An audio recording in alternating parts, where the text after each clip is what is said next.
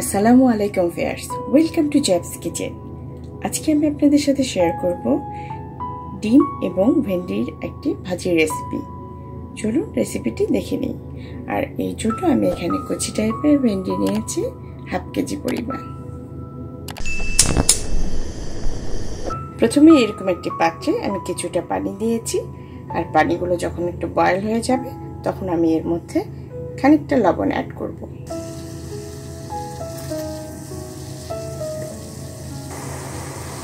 আর এই ফুটন্ত গরম পানির মধ্যে আমি এখন গোটা গোটা ঢেঁড়সগুলো ছেড়ে দিচ্ছি।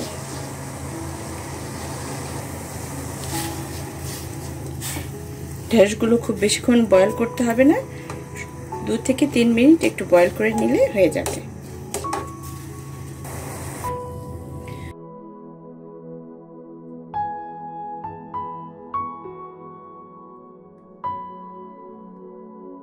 হাফ বয়েল ঢেঁড়সগুলো এখন আমি হাফ ইঞ্চি পরিমাণ করে কেটে নিচ্ছি। সবগুলো ঢেঁড়স এভাবে কেটে নিয়েছি। এখন আমি ডিমটি তৈরি করে নিচ্ছি। দিচ্ছি সবুজ ক্যাপসিকাম 1 টেবিল চামচ, রেড বেল পেপার দিচ্ছি 1 টেবিল চামচ, ডিম দিচ্ছি 1টি। আমরা কেউ চাইলে ডিমের পরিমাণটি বাড়িয়ে দিতে পারি। শুকনো মরিচের গুঁড়া দিচ্ছি 1/4 চা চামচ এবং সামান্য একটু লবণ দিয়ে ডিমটি ক্যাপসিকামের সাথে খুব ভালোভাবে ফেটিয়ে নেব।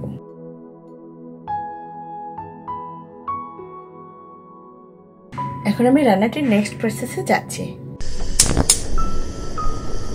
চুলাতে প্যান বসিয়ে তার মধ্যে দিয়ে দিচ্ছি সয়াবিন তেল। তেলটি যখন গরম হবে এর মধ্যে দিয়ে দিচ্ছি মাঝারি সাইজে মোটা করে কেটে রাখা পেঁয়াজ কুচি, আর দিচ্ছি 3টি কাঁচামরিচ কুচি।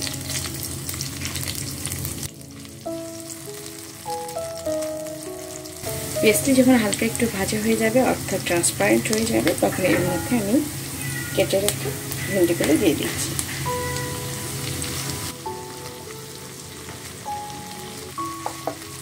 ছড়িয়ে দিচ্ছি উপর থেকে সামান্য কিছু লবণ।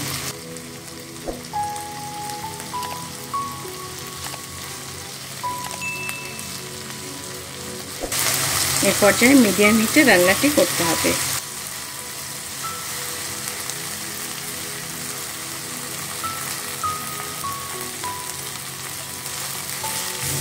3 থেকে 4 মিনিট এরকম হাই হিটে ভেজে নিয়ে এর মধ্যে দিয়ে দিচ্ছি কোলানো ডিমটি।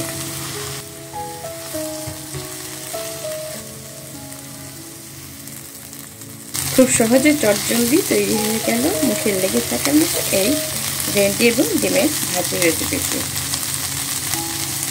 এখন পরিবেশনের পালা। ফ্রেন্ডস, তৈরি হয়ে গেল দারুণ মজাদার এই ভেন্ডি এবং ডিমের রেসিপিটি।